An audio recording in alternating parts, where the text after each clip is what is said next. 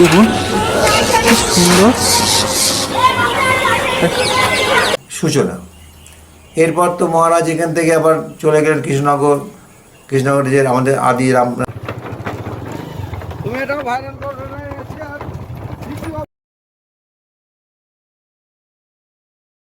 এই আমি এখন মাঝদিয়া স্টেশনে নামলাম। এবার এখান থেকে যাব সব থেকে বড় এশিয়ার দ্বিতীয় বৃহত্তম শিবলিঙ্গ আছে যেখানে, সেই মন্দিরে। এই হচ্ছে মাঝদিয়া স্টেশনের বাইরের দিকটাকে 1 নম্বর প্ল্যাটফর্মের চত্বরটা। এখানে প্রচুর সবজির ডালা রাখা আছে, ঝুড়ি। মানে এখান থেকে মানে কলকাতার সবজি যায় আমার যা ধারণা। এই হচ্ছে মাঝদিয়া স্টেশনের টিকিট কাউন্টার। আমি যাব শিবনিবাস, যেখানে এশিয়ার বৃহত্তম শিব মন্দির আছে, অর্থাৎ শিবলিঙ্গ আছে। চলুন কীভাবে যাওয়া যায় একটু দেখি। আমাকে এক দাদা বললো এখান থেকে টোটো করে যাওয়া যায়, দেখি 15 টাকা নেবে টোটো করে গেলে।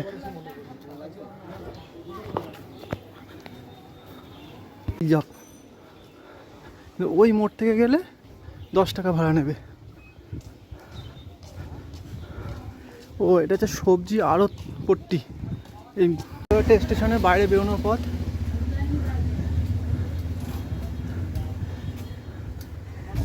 এই যারা শিয়ালদা থেকে পিছন দিকে উঠবেন ট্রেনে, শিয়ালদা থেকে গেদে আসার পিছন দিকে উঠলে এখান থেকে নামতে। কেন শ্রাবণ মাস, এখন বাবার মাস। এই যে আমি এখন বাবার মন্দির দিকে যাচ্ছি টোটো। এটা হচ্ছে কৃষ্ণগঞ্জ বাজার, বাজার পার হয়ে যাচ্ছি। চিনিবাস ফেরিঘাট এটা। কোন দিকে মন্দিরটা?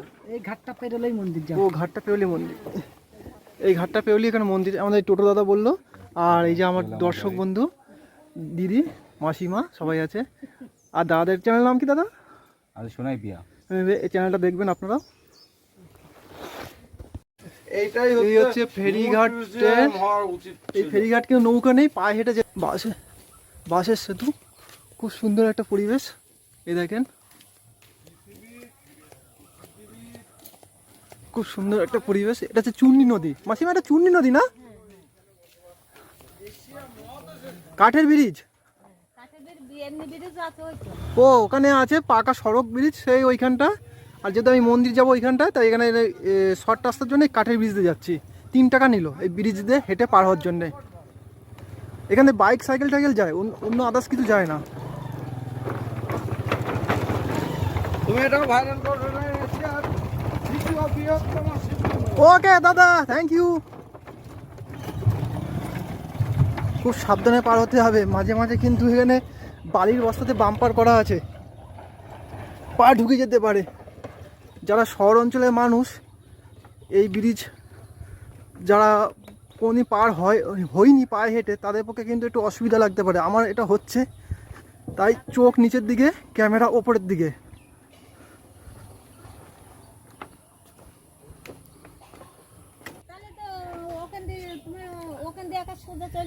হ্যাঁ, আমাদের টোটোয় আমাকে নিয়ে এসছে, এই দিয়ে বলে শর্টকাটে হবে। না, তুমি এই তারকনগর যাবা। আচ্ছা আচ্ছা আচ্ছা। তারকনগর গিয়ে হ্যাঁ, ওইখানেও সে 15 টাকা, এখনো 15। ও ওইটা হচ্ছে তারকনগর, তাই তো? হ্যাঁ, ওই তারকনগর গিয়ে উঠবা, এইবারে একেবারে ঘাট পার। থ্যাংক ইউ মাসিমা। এই দাদারা আসছে কাঠের ব্রিজ দিয়ে, সেতু দিয়ে।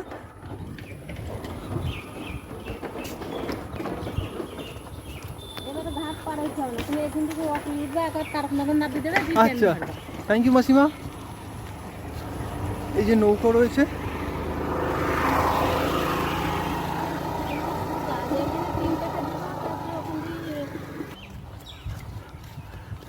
এইটা মন্দিরের ঘাট নাকি? হ্যাঁ, এইটা হচ্ছে মন্দিরের ঘাট।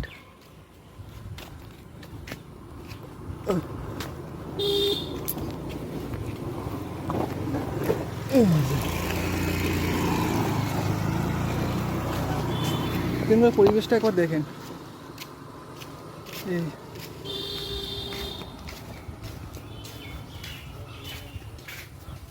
এইটা মন্দির না? এই যে বৃহত্তম শিব মন্দির, এই শিবলিঙ্গতে এশিয়ার দ্বিতীয় বৃহত্তম শিবলিঙ্গ এটা। এটা হচ্ছে শিবনিবাস গ্রাম। দাদা এটার নাম হচ্ছে শিবনিবাস গ্রাম নাকি? আর এটা হচ্ছে এশিয়ার দ্বিতীয় বৃহত্তম শিবলিঙ্গ নাকি? দাদা বলছে হ্যাঁ হ্যাঁ। দাদা দোকানদারও বলতে পারেন। দাদা আপনার নাম কি? মিঠুন দাদা খুব ভালো। দেখি এবার মন্দিরে ঢুকবো। দাদা মন্দির খোলা আছে? না, 4টের সময়। ও 4টের সময় খুলবে, একটু ওয়েট করি এখানে।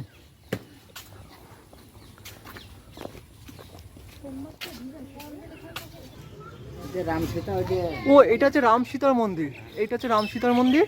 আর ওইটা হচ্ছে বড় শিব। এইটা বড় শিব, তাই তো? ও ওই ওই পাশেরটা, ওই পাশেরটা হচ্ছে বড় শিব মন্দির, আমাদের এই টোটো কাকা বলছেন। আর এইটা এটাও শিব মন্দির, এটা হচ্ছে ছোট।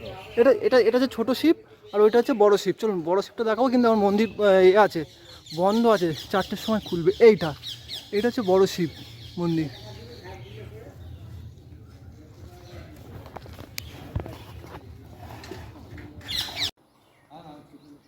এই হচ্ছে মন্দিরটা, আমি দূর থেকে ঘুরিয়ে দেখাচ্ছি।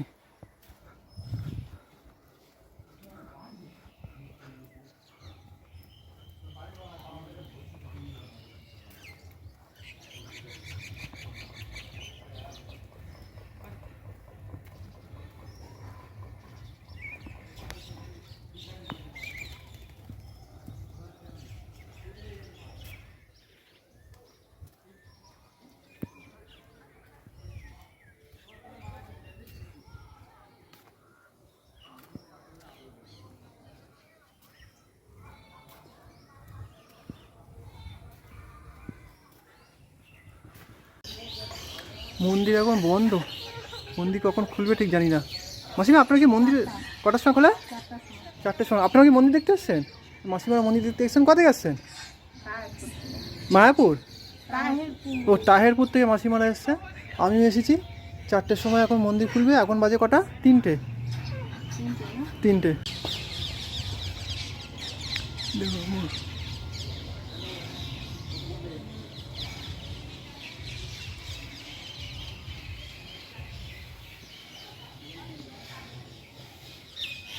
আজকে সোমবার নয় বলে তাই এখন ফাঁকা ফাঁকা। সোমবারে এখানে প্রচুর ভিড় হয়। আমি ভিড় এড়ানোর জন্যই আজকে আমি বুধবার এসেছি। দেখুন খুব সুন্দর,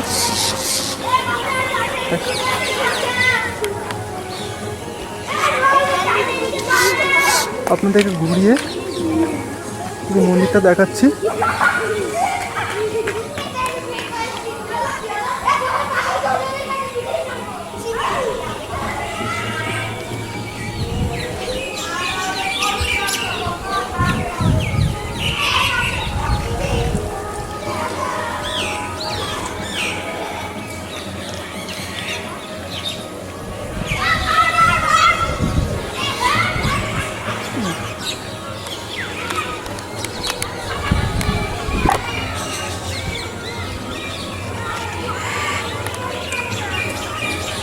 জয় রামজি, জয় শিবজি। যখন আমাদের চারিদিকে বর্গী হাঙ্গামা শুরু হলো, তখন নদিয়াধিরাজ কৃষ্ণচন্দ্র তার পরিবার রক্ষা করার জন্য চিন্তায় পড়ে গেলেন যে কী করে পরিবার রক্ষা করা যাবে, বর্গীটা তো খুবই হিংস্র। তা সেই মুহূর্তে ওনার যে উপদেষ্টা মণ্ডলী তারা বললেন, মহারাজ একদা আপনি গিয়েছিলেন সেই একটা ডাকাত নিধন করতে সেই জঙ্গল মহলে। এটা জঙ্গলমহল ছিল, চারিদিকে এই বাড়ি জঙ্গল টঙ্গল বিচ্ছিরে কাণ্ড ছিল, কারণ শ্রীনিবাস বলে কিছু হয়নি। সেইখানে আমাদের থাকতে হবে গিয়ে। একটি মহারাজ সমর্থন করলেন এবং এখানে এসে উনি ওনার অট্টালিকা করলেন, রাজপ্রাসাদ করলেন। সবাই এলেন, রানীরা এলেন। ওনার 2 রানী ছিলেন, বড় রানী ছোটো রানী। এবং উপদেষ্টা মন্ডলী আর একটা কথা বললেন, যেটা হচ্ছে যে আপনি এখানে শিব প্রতিষ্ঠা করুন মহারাজ। কেন না, এই যে বর্গী হাঙ্গামায় আমরা এখানে চলে এসি নদীয়ার কৃষ্ণনগর ছেড়ে, সেটা হচ্ছে এরা হচ্ছে শৈব, মানে যারা মারাঠা, ওরা তো বর্গী মারাঠা, তো ওরা শৈব, ওদের ইষ্টদেবতা হচ্ছে শিব। তাই এখানে যদি শিব মন্দির প্রতিষ্ঠা করা যায় তাহলে আশা করা যায় ওরা আঘাত হানবে না। সেই মতো উনি তোড়জোড় শুরু করলেন এবং এখানে বেনারস থেকে বড় বড় কষ্টি পাথরের চাই এখানে এনে ভাস্কর দিয়ে বিশাল আকারের শিব হলো। শিবটা নাম হলো রাজরাজেশ্বর। ওনাদের বাড়িতে যিনি দুর্গা মায়ের পুজো এখনও হয়, শারদীয়া, সেই মায়ের নাম হচ্ছে রাজরাজেশ্বরী।